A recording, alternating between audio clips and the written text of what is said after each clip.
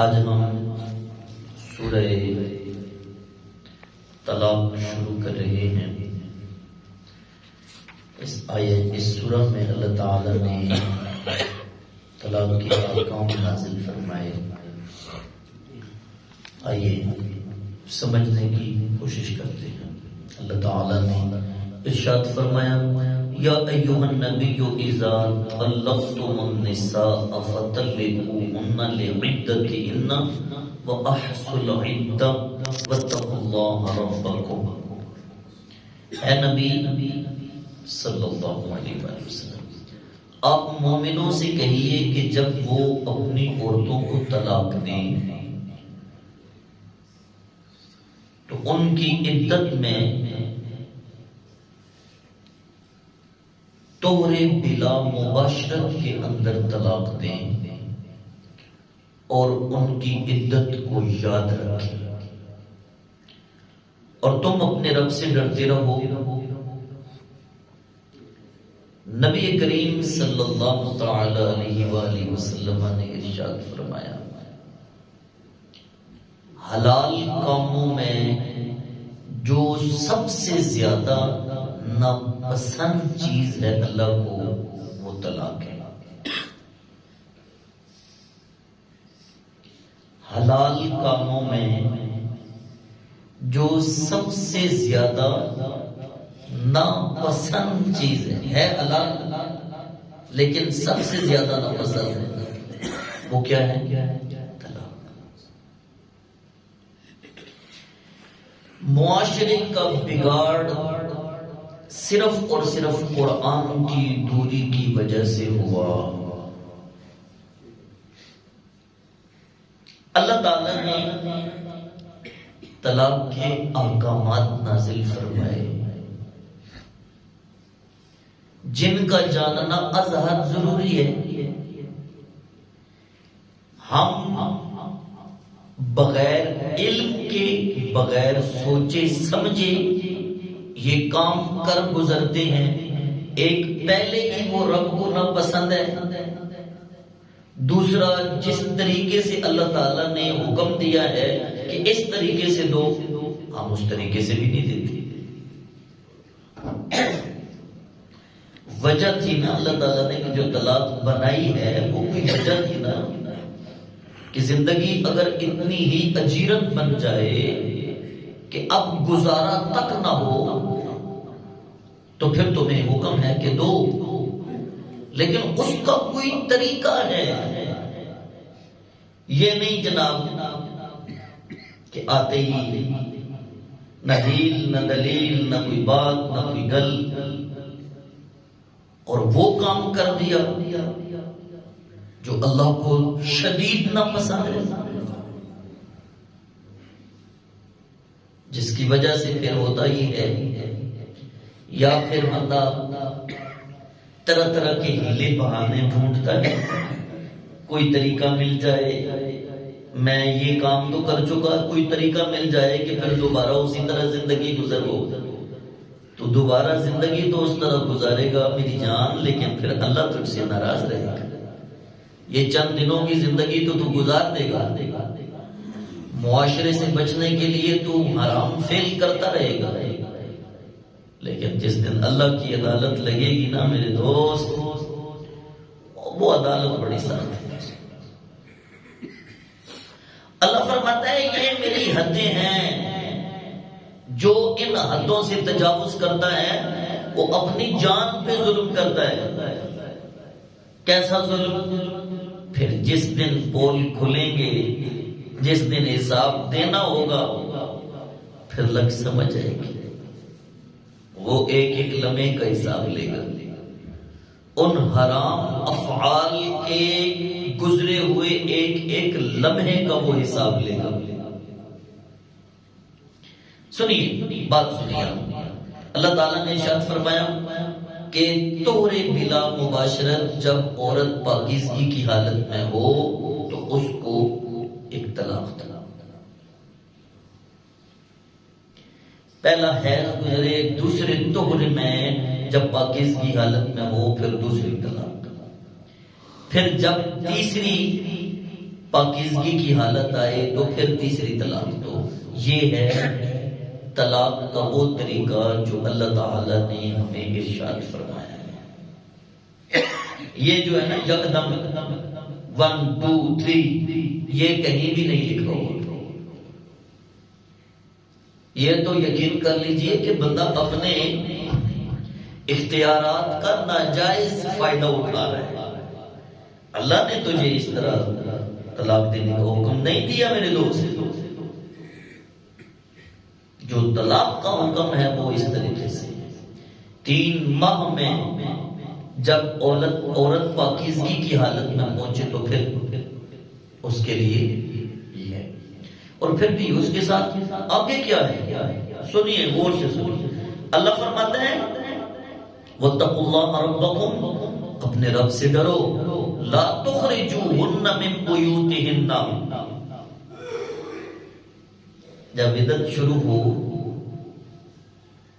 پہلی طلاق کے بعد دوسری طلاق پھر تیسری طلاق پھر عدت فرمایا ان کو اپنے گھروں سے نہ نکالو. وَلَا يَخْرُجْنَ اور وہ خود بھی اپنے گھروں سے نہ نکلیں. کیوں؟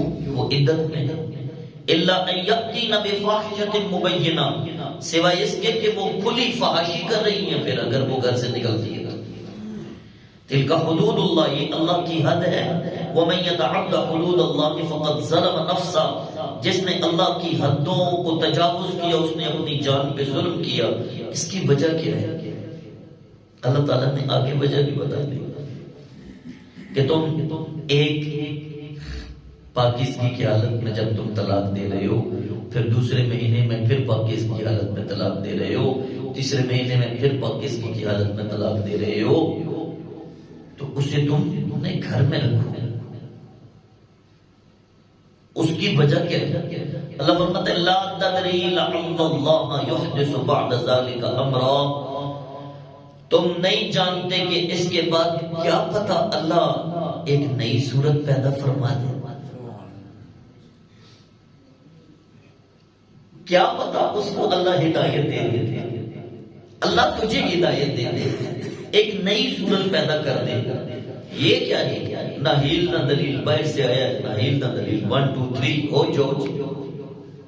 ایک بندہ مجھ سے مسئلہ پوچھنے کے لیے آیا جی حضور میں نے بڑے غصے میں تھا اور طلاق دے دی تو کیا طلاق ہوگی؟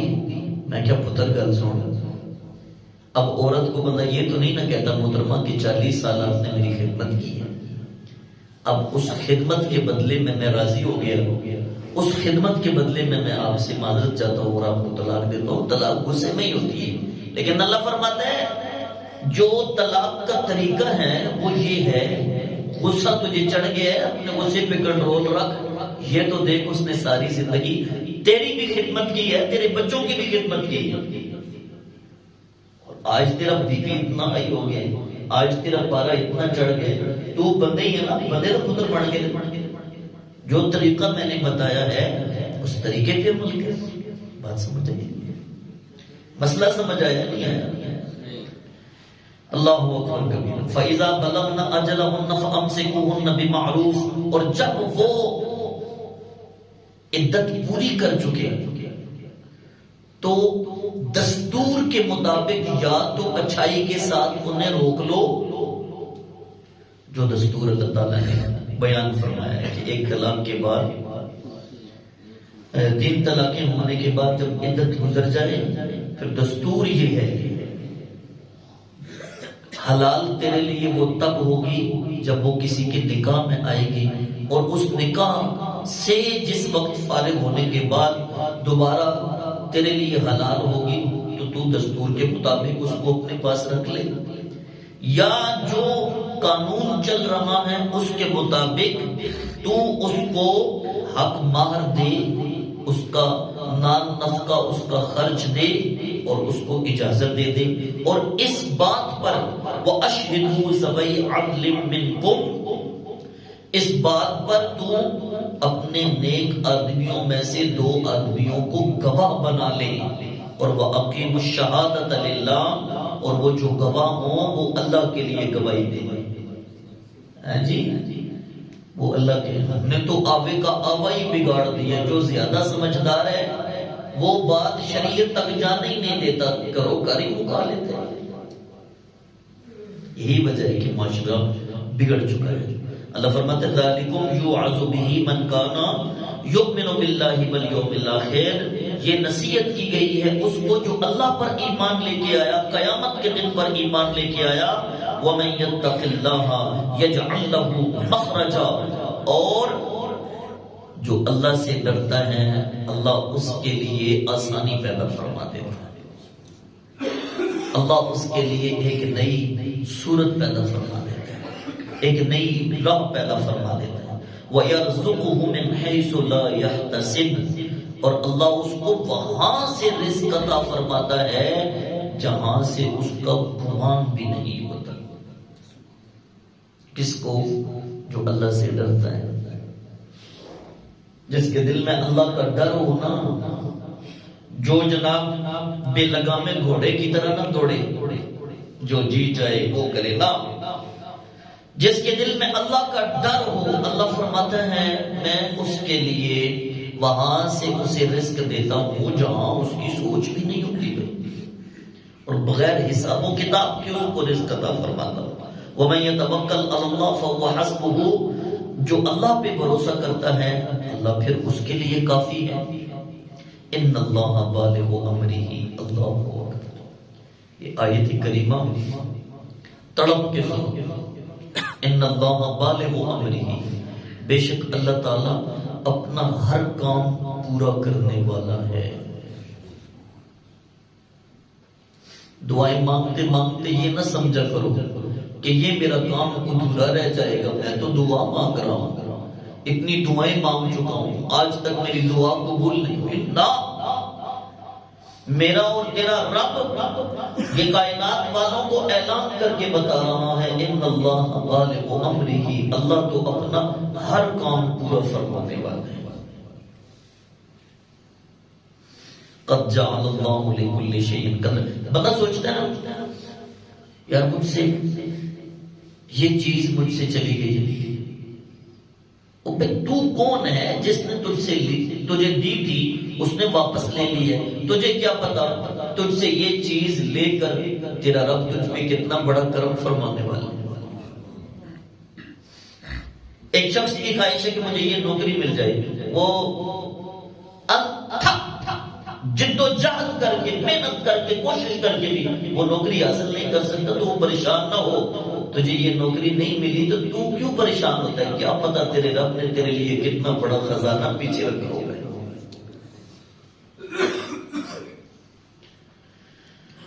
جیویں بھی سونا راضی ہوئے تو مرضی ویک سجن دی، جے تو اپنی مرضی ڈھونڈے تے پھر ایویں نہیں گل بڑھ دی۔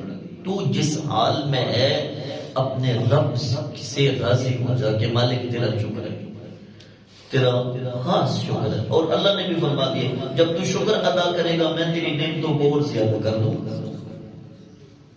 آسان ہے نعمتوں کو زیادہ کرنا، شکر ادا کر۔ اور شکر کیسے ادا کیا جائے؟ الحمدللہ، شکر الحمدللہ، سجدہ عجز رب کی بارگاہ میں اپنا پیش کر دے، سر پر سجود ہو جا، الحمدللہ مالکہ تیرا لاکھ لاکھ شکر، تو نے مجھے یہ توفیق دی، میں صرف جوتیاں سیدھی کرتا ہوں یا جوتیاں ٹھیک کرتا ہوں، الحمدللہ سبحان اللہ پاک میری ڈیوٹی ہے پورا دن مستری کے ساتھ مزدوری کر، الحمدللہ مالکہ تیرا لاکھ لاکھ شکر۔ اور اللہ نے اگر کچھ زیادہ کوئی عہدہ دے دی ہے، شکر الحمدللہ ثم الحمدللہ۔ ایک دن مجھے ایک سنگی کہنے لگا مولوی صاحب، تو میرا ایک شاگرد غصے ہو گیا، انہوں نے مولوی صاحب آپ کو، میں نے کہا یار کہتا رہے میری ڈیوٹی ہے نا الحمدللہ نماز پڑھانے کی، الحمدللہ میری ڈیوٹی ہے نماز پڑھانے کی۔ تو جو جس حال میں ہے اس حال میں رب کا شکر ادا کرے، تو زیادہ سمجھدار نہیں ہے۔ اللہ فرماتا ہے میں اپنے کام پورے کرنے والا ہوں، جہاں جہاں تو فٹ آتا تھا وہاں وہاں میں نے لگا دیا، نہ ہی تیری سمجھداری سے تو لگا ہے نہ تو محنت سے لگا ہے، یہ سارے معاملات میرے فضل سے ہی چل رہے ہیں۔ اللہ اکبر کبیرہ، ان اللہ بالغ امرہ، بے شک اللہ تعالیٰ اپنے سارے کام پورے فرمانے والا ہے۔ قد جعل اللہ لکل شیء قدرا، تحقیق اللہ ہر چیز کا حساب رکھا ہوا ہے، اللہ نے ہر چیز کا حساب رکھا، قدرا اللہ نے ہر چیز کا حساب رکھا۔ واللائي يئسن من المحيض من نسائكم إن ارتبتم فعدتهن 3 أشهر، اور وہ عورتیں جو حیض سے مایوس ہو چکی ہیں اگر ان کی عدت بھول چکی ہو تو ان کی عدت صرف 3 مہینے ہے، اور وہ جنہیں حیض نہیں آتا تو ان کی عدت بھی 3 مہینے۔ وَأَوْلَادُ الْأَحْمَالِ أَجَلُهُنَّ أَن يَضَعْنَ حَمْلَهُنَّ، اور وہ جو حاملہ ہیں جن کے گھر میں اولاد ہونے والی ہے ان عورتوں کی عدت وضع حمل ہے، یعنی جب ان کا بیٹا ہو، جب ان کی بیٹی ہو تو وہ وضع حمل ہی ان کی عدت ہے۔ وَمَن يَتَّقِ اللَّهَ يَجْعَل لَّهُ مِنْ أَمْرِهِ يُسْرًا، جو اللہ سے ڈر جائے اللہ اس کے معاملات کو آسان فرما دیتا ہے۔ ذَلِكَ أَمْرُ اللَّهِ أَنزَلَهُ إِلَيْكُمْ، او سنو دوستو سنو، اللہ فرماتا ہے یہ اللہ کے احکام ہیں جو اس نے تمہاری طرف نازل کیے ہیں۔ یہ احکام کہاں سے آئے ہیں؟ ویسے آپس میں کہاں سے آئے ہیں؟ تو اللہ کی طرف سے جو احکام آئے ہیں، سب سے پہلے حکم ہے کہ ان کو غور سے سنو، ان کو سمجھو، پھر ان پہ عمل کرو۔ جو اپنی مرضی کرتا ہے اللہ اس سے ناراض ہوتا ہے۔ وَمَن يَتَّقِ اللَّهَ يُكَفِّرْ عَنْهُ سَيِّئَاتِهِ، وہ میرے مالک تیرے کتنے فضل ہیں بندوں پہ۔ اللہ فرماتا ہے جو اللہ سے ڈر جاتا ہے اللہ اس کے گناہوں کو ختم کرنا شروع کر دیتا ہے، مٹانا شروع کر دیتا ہے۔ ساری زندگی ایک بندہ گناہ کرتے کرتے گزار دیتا ہے، اچانک اسے خیال آتا ہے وہ میں نے کتنے گناہ کر لیے، اچانک اس کے دل میں ڈر پیدا ہوتا ہے، ادھر ڈر ہوتا ہے، آنکھیں نرم ہوتی ہیں، وجود کانپتا ہے، وہ تڑپتا ہے، اور جس وقت اس کے دل میں ڈر پیدا ہونا شروع ہوتا ہے تو اللہ فرماتا ہے وَمَن يَتَّقِ اللَّهَ يُكَفِّرْ عَنْهُ سَيِّئَاتِهِ، تو اللہ سے ڈرنا شروع ہوا ہے اللہ تیرے گناہوں کو مٹانا شروع ہو گیا۔ یہ تقوی و طہارت، یہ پرہیزگاری، یہ اللہ سے ڈرنا، یہ کتنی شانوں والا کام ہے۔ وَيُعْظِمْ لَهُ أَجْرًا، اور اللہ اس کو دگنا اجر عطا فرمائے گا، زیادہ اجر عطا فرمائے گا۔ اللہ اکبر کبیرہ والحمد للہ کثیرا۔ عواوض وکر احکام ابھی باقی ہیں، آیات ابھی باقی ہیں۔ ہم نے آج کے درس میں بڑی اہم باتیں سنی، بڑی اہم باتوں کو سمجھنے کی کوشش کی۔ جو رب کا ڈر ہے نا، یہ اتنی عظمت و شان کا مالک ہے کہ جس کے دل میں آ جائے وہ بندہ پھر اپنی مرضی نہیں کرتا، وہ کوشش کرتا ہے کہ میں وہ کام کروں جو میرے رب نے مجھے حکم دیا ہے۔ اور جب وہ خود اپنی مرضی کے مطابق کرتا ہے، پہلے گھر بگڑتا ہے، پھر معاشرہ بگڑتا ہے، پھر علاقہ بگڑتا ہے، پھر لوگوں کے دلوں میں اس کی نفرت پیدا ہوتی ہے، پھر وہ بندوں سے نفرت کرتا ہے، پھر یہاں تک کہ ایک دن آتا ہے کہ اس کو کوئی منہ لگانے کے بھی لائق نہیں سمجھتا۔ اس لیے جو احکام اللہ تعالیٰ نے نازل فرما دیے ہمارے لیے ضروری ہے ان احکام پہ عمل کرتا ہوں۔ اللہ ہمیں تقوی و طہارت کی توفیق نصیب فرمائے اور قرآن کو سمجھنے کی توفیق عطا فرمائے۔ وما علیہ الا البلاغ۔